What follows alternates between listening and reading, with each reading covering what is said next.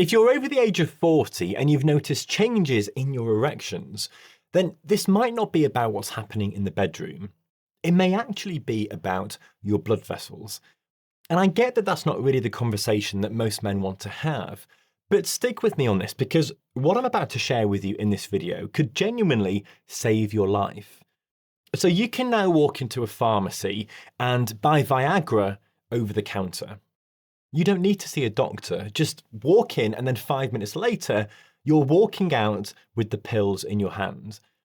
And look, I get it, that's convenient for a lot of people, and there's something to be said for removing the embarrassment factor. But here's what worries me about that. What if the reason you need Viagra is because your entire cardiovascular system is starting to fail?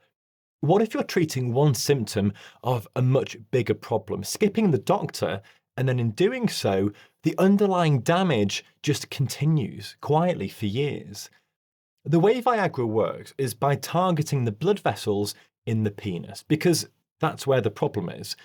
Those blood vessels aren't working properly, but here's the thing, a problem with the blood vessels in the penis doesn't exist in isolation. It means there's a problem with the vessels in your heart, your kidneys, and your brain as well. Because the vascular system isn't just a collection of separate pipes, it's one big network. They deal with the erection, but they don't address the rest of the problem. And a decade later, they could be having a heart attack or a stroke that, if you trace that back, had its earliest warning signs in the very tiny blood vessels in the penis. Now, I get this is a bit of a strange video. It's a bit different from my usual stuff, but this is just the biology. Erectile dysfunction is incredibly common. It affects around 50% of men over the age of 50, and it goes up with age.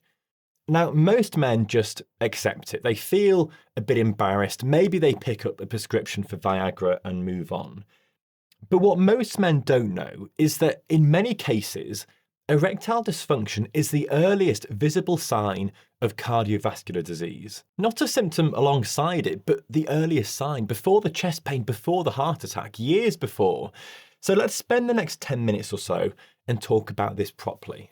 So when most men think about erectile dysfunction, they understandably jump towards the most obvious things like stress or low testosterone or getting older, maybe something psychological going on. And look, yes, all of those things matter enormously. They can absolutely play a role, but in men over 40, the most common underlying cause isn't psychological and it's not hormonal. It's vascular.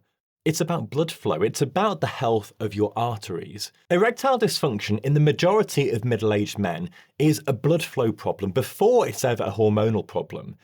And once you understand that, once you understand the physiology, all of this starts to make a lot more sense. So let's break down what actually happens when you get an erection, because this is where this whole sort of concept starts to click for a lot of people. So an erection is a vascular event.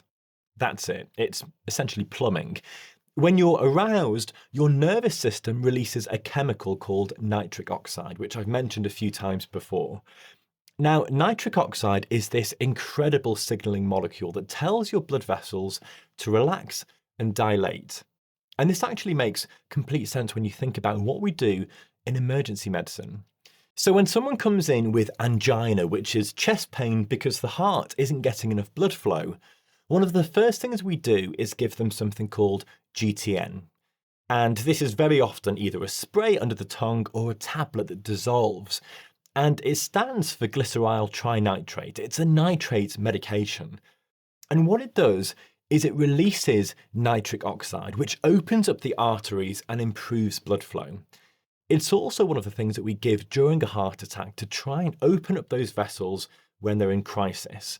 So nitric oxide relaxing and dilating blood vessels, this isn't just sort of textbook physiology stuff. This is something that we rely on every single day in emergency medicine to keep people alive.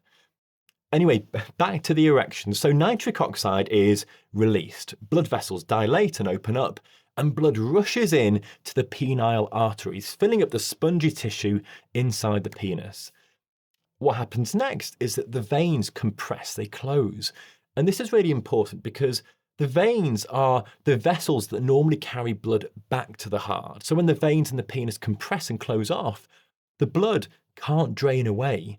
It gets trapped, which is what maintains the erection. Now, that was a lot of information there, but this whole process is completely dependent on healthy blood vessels. Healthy endothelium, which is the lining of your arteries, good nitric oxide production, flexible and responsive arteries. Now, what happens if your arteries are starting to stiffen? What if the endothelium is damaged, maybe from years of high blood pressure or too much sugar in the blood or smoking? What if your nitric oxide production is starting to decline? What if there's early atherosclerosis, which is the buildup of fatty plaques inside your artery walls? Well, understandably, you would struggle to get an erection. Or you can get one, but maybe you can't maintain it for as long as you used to be able to, or the quality just isn't what it used to be. Here's why this matters so much beyond the bedroom. The penile arteries are small, about 1 to 2 millimeters wide. Your coronary arteries, the ones in your heart, they are about 3 to 4 millimeters wide. So what happens when atherosclerosis or endothelial dysfunction starts? Well, it shows up in the smallest arteries first. Narrowing in a 1 millimeter artery causes symptoms much earlier than narrowing in a 4 millimeter artery. Just think about it this way. A 0.5 millimeter plaque sitting inside a 1 millimeter artery is already causing a 50% constriction. That same plaque in a 4 millimeter coronary artery, well, that's only a 12.5% narrowing. You're not going to feel that. You're not going to get any symptoms at that stage, no warning, but the disease is there and it's progressive. Left unchecked, then it will keep building. And eventually it will start causing problems in those bigger arteries as well, the ones that your life actually depends on. So erectile dysfunction can appear 3 to 5 years before angina. 3 to 5 years before a heart attack, before a stroke.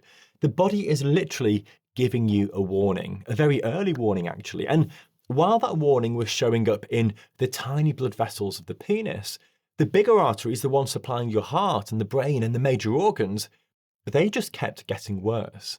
Quietly, nobody's really paying any attention. Just disease progressing in the vessels that are actually keeping you alive, while the one signal that the body was sending out got ignored or masked with a tablet from the pharmacy. That is the bit that should make you sort of sit up and start paying attention to all of this, because by the time your coronary arteries or even the carotid arteries start causing symptoms, you're no longer in early disease territory anymore. You're in damage limitation territory, where the goal shifts from optimization to survival. And the evidence behind this is really quite solid. So erectile dysfunction is really strongly associated with hypertension, insulin resistance, type 2 diabetes, high LDL cholesterol, smoking, and obesity as well. All of the classic cardiovascular risk factors. Studies have consistently shown that men with erectile dysfunction have a significantly increased risk of major cardiovascular events like heart attacks and strokes, and also increased all-cause mortality compared to men without it, even after you control for other risk factors. In emergency medicine, I've seen the end stage of cardiovascular disease more times than I can count. What I'm much more interested in is helping people catch it years earlier, because the really tragic thing about all of this is that a lot of those heart attacks didn't need to happen. The vast majority, in my opinion, are entirely preventable. The warning very often was there years before, it just wasn't recognised. And instead of the focus being on prevention, on catching this early, on treating the underlying disease, what we've ended up with is a system where you can walk into a pharmacy and buy a pretty expensive tablet that treats a single symptom. A symptom that will only get worse over time because nothing about that tablet touches the root cause. It doesn't fix the arteries, it doesn't reverse the atherosclerosis. It just makes one consequence of the disease temporarily manageable while everything else just continues progressing quietly underneath. So what does this actually mean for you then? What do you do with this information? Well, if you're a man over the age of 40 and you've developed new erectile dysfunction or even just noticed a bit of a decline, then please don't ignore it And please don't just walk into a pharmacy and pick up some sildenafil, or what we call Viagra, and move on without thinking about what is happening underneath, what the root cause is. Viagra works by increasing nitric oxide, which is actually treating a symptom of vascular dysfunction. It's not treating any sort of cause here. So use all of this as a screening moment. This is how I would frame it. Don't be scared at this point. Just treat this as an opportunity. Go to your GP, go to your doctor, and get your blood pressure checked. Seriously, hypertension very often is silent. It causes loads of endothelial damage, and a lot of men don't know they have it. The other thing to do is ask for an HbA1c level, which is a blood test, and it measures your average blood sugar over the past 3 months. And I wouldn't be surprised if a big number of people watching this get told they are actually pre-diabetic or type 2 diabetic. It is incredibly common. The other thing to focus on is getting your lipid profile checked, which is your LDL and your HDL and your triglycerides. Also, check your waist circumference. Go and get a tape measure like this, a really flexible tape measure that you can put around your waist, because what this is a measure of is your visceral fat, the fat around your organs, which is a really strong driver of insulin resistance and cardiovascular risk. You also need to think about smoking and exercise in your diet as well, and your stress and your sleep, all of these things that affect your heart and your blood vessels. And then you need to have an honest conversation with your doctor about your overall cardiovascular risk picture. And the good news about all of this is that the things that improve erectile function are the exact same things that improve cardiovascular health. They are not different lists. They overlap completely. Exercise, particularly a combination of resistance training and aerobic exercise, improves nitric oxide production, it improves endothelial function, it reduces your blood pressure. Weight loss, particularly losing visceral fat around your middle, dramatically improves insulin sensitivity and your vascular health. A Mediterranean-style diet with oily fish and olive oil and vegetables and legumes and nuts and seeds, this has really strong evidence for cardiovascular benefits. And incidentally, there's evidence that it also improves erectile function too, independently. Your erection is a barometer of your vascular health. If it's improving, then there's a very good chance your arteries are improving as well. If it's declining, then that's information, that's a signal, so don't ignore it. The biology here is actually pretty hopeful, because unlike a lot of chronic disease conversations where we're talking about sort of damage that's already done, we're talking here about catching something early, when lifestyle change can genuinely reverse it. And that's a really powerful position to be in. So let me leave you with this. If you notice some changes down below, then don't feel embarrassed, and certainly don't go straight to the pharmacy to give Big Pharma your money. Go and speak to your doctor first about checking the important things and discussing the powerful lifestyle changes available to you. Because sometimes the body gives us early warning signs for things. And the men who act early are the men who prevent the heart attack that never happens. No drama, no ambulance, no ICU, just another ordinary day.